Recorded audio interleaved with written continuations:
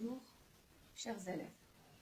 Comme prévu, nous allons voir aujourd'hui le travail programmé pour la lecture, étudier des textes, Karaba la sorcière. Je vous ai demandé de préparer le travail et je vous ai dit que c'est important de faire le travail pour pouvoir suivre l'explication. J'espère que vous avez lu le texte, que vous avez expliqué les mots difficiles, que vous avez fait la fiche de lecture et que vous avez répondu à la question 1 et 2. Ça va vous aider quand même à suivre cette explication et comprendre un peu le contenu de ce récit. Très bien. Donc, pour commencer, je vous demande d'observer l'image, si vous l'avez vu l'image. Donc, sur l'image, vous avez bien sûr l'un des personnages principaux de cette histoire. Bien sûr, vous avez lu l'histoire, vous allez comprendre de qui je parle. Je parle de Karaba, la sorcière. Donc, ils vous ont donné une image pour avoir une idée sur ce personnage qui est Karaba. Alors, le titre de ce texte, c'est Karaba, la sorcière. Bien sûr, quels sont les personnages? Si vous avez lu le texte, vous allez constater qu'il y a deux personnages, Kirikou et Karaba. D'accord? Où se déroule la scène? Bien sûr, ici, sur le chapeau, c'est déjà mentionné dès le début de ce texte. Dans ce petit chapeau ici, ils vous ont mentionné où se déroule la scène. Donc, la scène se déroule dans un village africain, ou bien dans le village africain où vit le petit Kirikou, l'un des personnages principaux de cette histoire. Très bien. Et bien sûr, vous l'avez lu. Et si je vous dis quel est le type de ce texte, vous allez bien sûr dire, maîtresse, c'est un texte narratif. Bien sûr, c'est un texte narratif. Déjà, on a une histoire, il y a un narrateur qui raconte, on a des personnages, on a un cadre, on sait où se déroule la scène, il y a des événements, des actions, il y a des temps de récit, ainsi de suite. Donc, on est sûr que c'est un texte narratif. Et de quel genre de texte s'agit-il? Bien sûr, c'est un conte. Donc, il s'agit d'un conte. Très bien.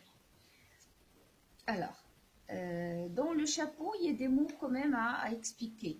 Je vais lire le chapeau pour vous permettre d'abord de revoir ce que vous avez lu. Là, si vous n'avez pas lu, ça serait quand même malheureux, mais quand même, essayez de suivre. Pour expliquer quelques mots qui se trouvent dans ce chapeau. La sorcière Karaba terrorise le village africain où vit le petit Kirikou. Donc, on a ici le mot terrorise. C'est le verbe terroriser. Terroriser, c'est-à-dire effrayer ou bien faire peur. Donc, la sorcière Karaba terrorise le village africain où vit le petit Kirikou. Celui-ci apprend que Karaba tire ses pouvoirs magiques d'une épine empoisonnée que des hommes lui ont enfoncé dans le dos. Donc, épine c'est un piquant qui apparaît sur certains végétaux. Donc, une épine. Je continue. Mais cette épine lui cause également une grande souffrance. Voilà. Malgré que cette épine donne à Karaba des pouvoirs magiques, elle est devenue une sorcière impitoyable, une sorcière effrayante grâce à ses pouvoirs. Et ces pouvoirs sont tirés de cette épine empoisonnée que des hommes lui ont enfoncée dans le dos, mais en même temps, malgré les pouvoirs qu'elle tire de cette épine, elle souffre aussi. Donc, c'est une épine qui lui cause également une grande souffrance. Un jour, Kirikou s'empare des bijoux de Karaba. Elle les enterre dans la forêt. La sorcière décide de les récupérer. Donc, on a ici s'emparer, c'est-à-dire prendre. Donc, qu'est-ce que Kirikou a fait un jour? Il a pris les bijoux de la sorcière. Bien sûr, la sorcière ne va pas accepter cette situation. Qu'est-ce qu'elle a décidé de faire? Elle a décidé d'aller les récupérer. Ça, c'est le chapeau. Et bien sûr, on sait très bien que dans le chapeau, il nous donne généralement une idée générale ou bien un petit résumé sur ce qui s'est produit avant le texte qu'on va lire. Donc, d'abord, avant ce petit extrait qu'on va lire, donc dans ce chapeau, ils nous ont quand même donné une idée sur ce qui s'est produit avant cette étape. Alors, et si vous avez lu le texte, vous allez remarquer que vous avez deux parties dans ce texte. Une partie qui commence de la ligne 1 jusqu'à la ligne 17 et une autre partie de la ligne 18 jusqu'à la fin. Et lorsque je dis deux parties, donc deux parties, c'est-à-dire deux situations différentes. On va les voir en détail. Donc on va quand même continuer la lecture pour permettre à ceux peut-être qui n'ont pas lu à comprendre l'histoire. Alors, Karaba marche à grands pas. Ses pagnes volent au vent. Ses bijoux scintillent et teintent. La végétation se fane sur son passage.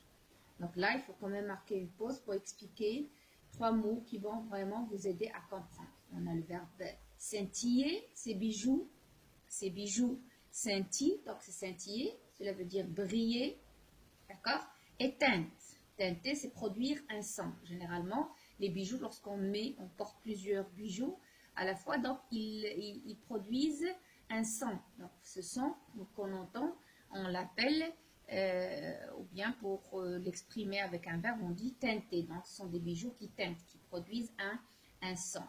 La végétation se fanait, c'est-à-dire se dessécher. Donc on n'a pas vraiment des fleurs, on n'a pas des arbres qui sont verts ou bien avec plusieurs couleurs, donc ils sont sèches, c'est-à-dire se faner, c'est se dessécher et mourir. Donc, vous voyez cette sorcière, sur son passage, toute la végétation se fane, donc c'est quand même horrible.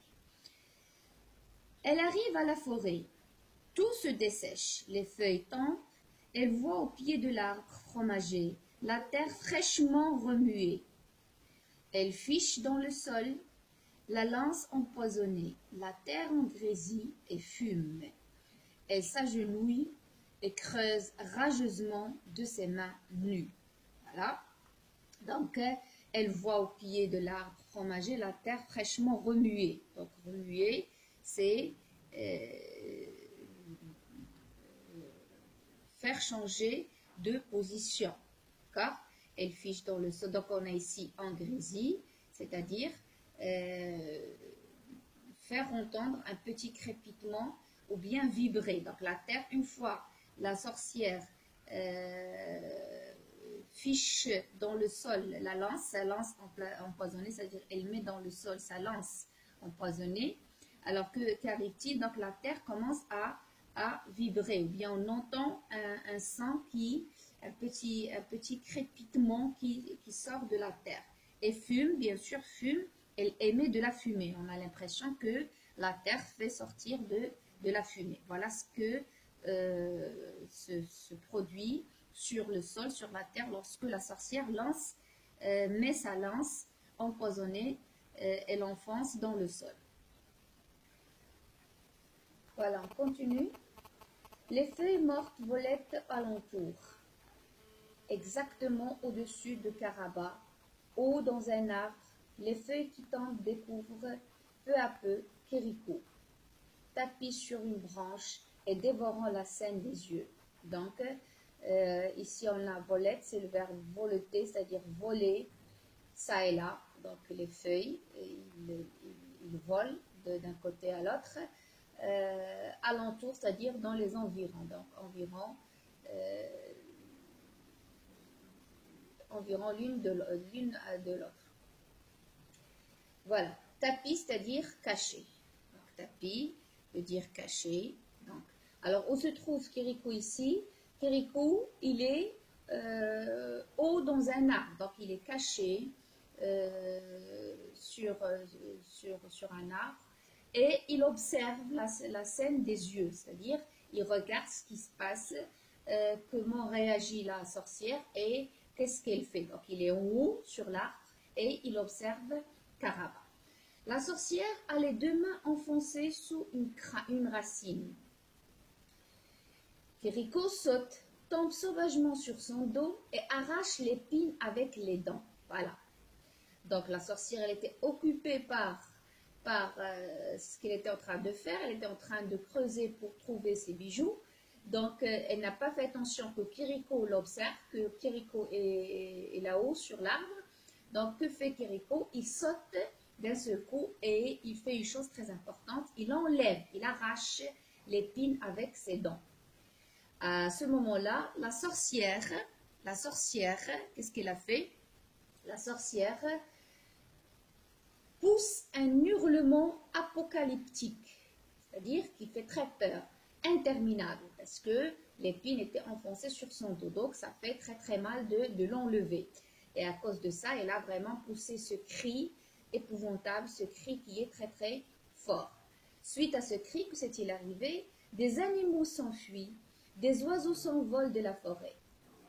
Au village, les gens sont paralysés d'effroi. Tout le monde a peur, parce que c'est un cri vraiment qui fait très très peur. C'est un cri très très épouvantable. La mère de qui? La mère de Kiriko, dans une angoisse mortelle. Kiriko. Donc la mère, elle a pensé à son fils, et sait très bien que son fils est dans la forêt. Et une fois elle a entendu le cri de la sorcière, elle a eu pitié, ou bien elle a eu peur de son enfant, donc il a prononcé son nom. Là, c'est la première partie du récit, là où Karaba est toujours une sorcière épouvantable, effrayante, qui avait une épine empoisonnée dans le dos, qui cherchait ses bijoux. Et que s'est-il arrivé? Kiriko est vraiment... qui était caché, il a enlevé cette épine qui était enfoncée sur le dos de la sorcière. On va voir par la suite que s'est-il passé. Dans la forêt, Karaba la sorcière est toujours accroupie. Accroupie, c'est-à-dire le fait de s'asseoir sur les talons. D'accord? La tête baissée, le hurlement s'est éteint. On n'entend plus rien. Ça y est, donc la sorcière a cessé de crier. Du silence émerge doucement une musique irréelle. Des bourgeons poussent et éclosent. Les bourgeons, c'est cette forme initiale des rameaux à feuilles ou à fleurs avant la période de développement. C'est avant que les fleurs ou bien les feuilles sortent et se développent, donc ils font sortir des bourgeons. Et éclore, c'est-à-dire s'ouvre. Donc les bourgeons commencent à pousser et à s'ouvrir. Si vous l'avez remarqué, la nature ou bien la forêt commence à renaître, à revivre. Les feuilles vertes reviennent sur les arbres. La lance fichée en terre germe et fleurit. Une multitude de fleurs blanches s'épanouit autour de Karaba, qui revient à la vie et se redresse les yeux encore fermés. Donc une fois Kiriko a enlevé l'épine, vraiment il y a un changement, un grand changement qui s'est produit. Donc la forêt n'est plus la même forêt. Donc la forêt commence à renaître, les fleurs commencent à s'ouvrir, les bourgeons poussent et la nature revient à sa verdure. Donc les arbres commencent à retrouver leur couleur, ainsi de suite. Karaba, d'une voix à peine audible, je ne souffre plus. Elle ouvre les yeux, qui sont devenus normaux, regarde autour d'elle. La nature magnifique se révèle lentement, fait onduler son corps. Donc, Karaba fait onduler son corps. Onduler veut dire avoir ou bien faire un mouvement de balancement. D'accord? Je n'ai plus mal. Comme c'est étrange de ne plus ressentir aucune souffrance. Je suis libre. La sorcière avec ses pouvoirs a disparu. Tant pis, tant mieux. Je suis de nouveau moi. Kiriko, tu m'as délivré. Merci. Comment te prouver ma reconnaissance? Kiriko, épouse-moi. Donc, si vous avez remarqué, dans la deuxième partie qui commence de la ligne 18 jusqu'à la fin, donc il y a une nouvelle une nouvelle histoire qui commence. Donc Karaba n'est plus vraiment la sorcière. Karaba redevient une personne normale. Donc c'est une autre vie, ou bien si on se permet de le dire, Karaba naît une deuxième fois. Donc c'est une renaissance. Donc elle n'a pas ses pouvoirs, elle n'est plus sorcière. Elle, comme vous l'avez remarqué dans la dernière partie, elle n'est pas vraiment triste de perdre ses pouvoirs. Tout simplement pourquoi? Parce que elle ne souffre plus. Donc elle ne ressent plus aucune souffrance. Voilà, c'est le résumé, ou bien c'est l'essentiel à savoir dans cette histoire. Donc, il s'agit de deux personnages, une sorcière et un petit garçon, Kiriko. Donc, la sorcière était épouvantable, elle sème la terreur, la peur dans le village, mais le garçon, bien Kiriko réussit à délivrer cette sorcière de l'épine qui lui faisait vraiment très très mal. Elle faisait souffrir cette sorcière. Et une fois il a enlevé l'épine, la sorcière n'a plus de pouvoir, mais en même temps, elle ne souffre plus, elle est redevenue normale. Et bien sûr, le village africain de Kiriko, il va vraiment vivre dans la paix, donc il n'est plus terrorisé comme auparavant. Alors, je crois que vous avez déjà préparé la fiche de lecture. Moi, j'ai préparé seulement l'essentiel. Donc, de quoi il s'agit? Il s'agit d'un texte. Donc, qui est l'auteur? L'auteur, c'est Michel Oslo. D'où est-il extrait, ou bien quelle est l'œuvre de ce texte? C'est Kiriko et la sorcière. Le type de ce texte est narratif. Le genre, c'est un conte. Les personnages, bien sûr, Karaba et Kiriko. Le lieu, c'est un village africain. Le thème, bien sûr, on travaille sur le thème de la magie des contes. Et bien sûr, je vous ai demandé de répondre à la question 1 et 2 de votre manuel, dans la page 179. Donc, la première question, dans le premier paragraphe, relevez les groupes nominaux qui ont la fonction de complément de lieu. Pourquoi y a-t-il de nombreuses indications de lieu à cet endroit du texte? Donc, les groupes nominaux qui, dans le premier paragraphe, exercent la fonction du complément du lieu sont sur son village, dans la ville, dans la ligne 2. Si vous voyez donc la ligne 2, sur son passage, pardon, c'est pas son village, donc sur son passage, ça c'est dans la ligne 2, ça c'est un complément circonstanciel de lieu. Dans la ligne 3, on a un autre complément, c'est à la forêt, à la forêt. Toujours dans la ligne 3, on a au pied de l'arbre, ligne 3 et ligne 4.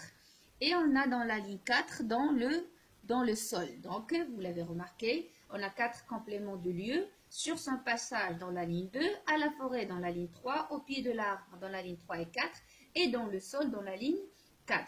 Alors, pourquoi on a plusieurs compléments dans ce paragraphe?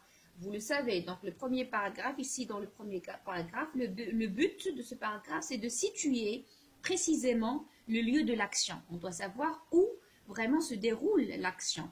Et bien sûr, où sont placées les choses, où se trouve Kiriko, où se trouve Karaba, la lance, ainsi de suite. Donc, les personnages et les choses et leur emplacement est très important.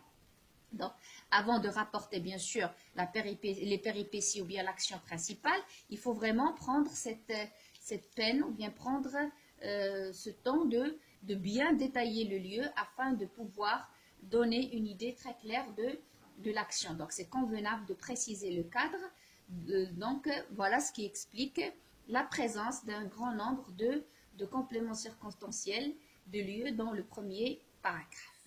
Deuxième question. Repérez le blanc qui sépare les deux parties du texte. Si vous l'avez vu, donc je l'ai dit tout à l'heure.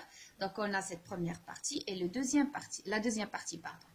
Alors, voilà. Donc là, on a un blanc, c'est-à-dire il y a un espace entre le premier passage et le deuxième passage, ce qui fait, ou bien ce qui laisse séparer le texte en deux parties.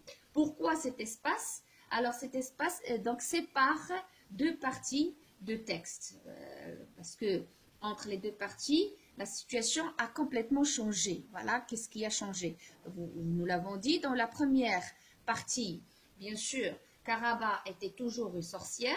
Karaba était épouvantable, elle était effrayante, elle faisait peur, elle semait la terreur dans le village. Elle allait pour chercher ses bijoux qui étaient pris par Kiriko et elle était vraiment furieuse et très enragée. Ça, c'est ce qui s'est produit dans la première partie. Et vers la fin de la première partie, on remarque que Kiriko a enlevé l'épine qui était enfoncée sur le dos de la sorcière.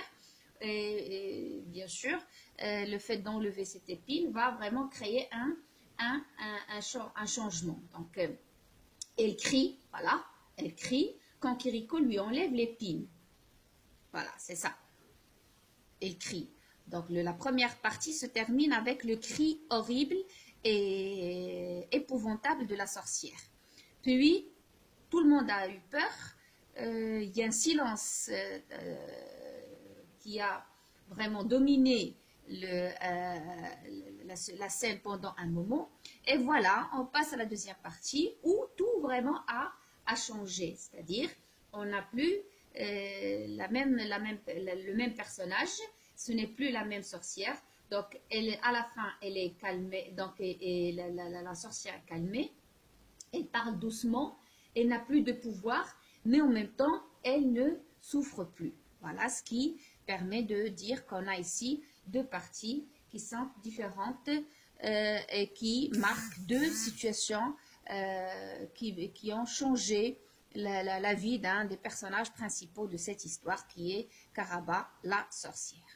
Voilà, donc la séance se termine ici. Bien sûr, on aura encore une séance dans laquelle on va compléter la suite des questions. Voilà pourquoi je vous ai préparé un travail que vous allez trouver sur votre site. Vous allez recopier ça. Bien sûr, ce n'est pas la peine de le recopier de la vidéo. Vous allez le trouver sous forme de PDF après cette vidéo. Vous devez recopier ce que je vous ai écrit ici sur votre cahier de lecture, le cahier noir. Comme vous l'avez remarqué, c'est la même chose qu'on fait en classe généralement. Donc, étudier les textes. Il y a une petite fiche de lecture avec des questions globales. D'accord? Et bien sûr, vous avez ma boîte à mots. Donc, moi, je n'ai pas expliqué les mots comme ce qu'on fait en classe. Mais si vous réussissez à la fin de savoir le sens de ces mots, c'est déjà pas mal. Terroriser, épine, s'emparer, scintiller, teinter, se faner, volter et alentour. Bien sûr, je vous demande, je vous supplie d'écrire. Vous cherchez dans le dictionnaire le sens de chaque mot, vous l'écrivez avec votre cahier, sur votre cahier de lecture. Et vous allez écrire retenant, vous allez la recopier, retenant de la page 179. Voilà, retenant, c'est dans cette petite définition, on a quand même une idée et on parle de le rôle du conte et à quoi sert, bien sûr, le fait d'avoir des contes, ainsi de suite. Donc, vous allez lire, vous allez comprendre. Et bien sûr, pour la séance prochaine, je vous incite à faire l'exercice ou bien les questions 5, 6, 7, 8 et 9 de la page 179 pour le mardi. Donc, le mardi, vous aurez la deuxième séance de ce texte de lecture dans laquelle on va répondre à ces questions et on va ajouter quand même quelques détails et je vais vous demander de préparer un autre texte de lecture. Et avant de vous quitter, je vous souhaite une bonne journée, bon courage et restez toujours sérieux. Au revoir.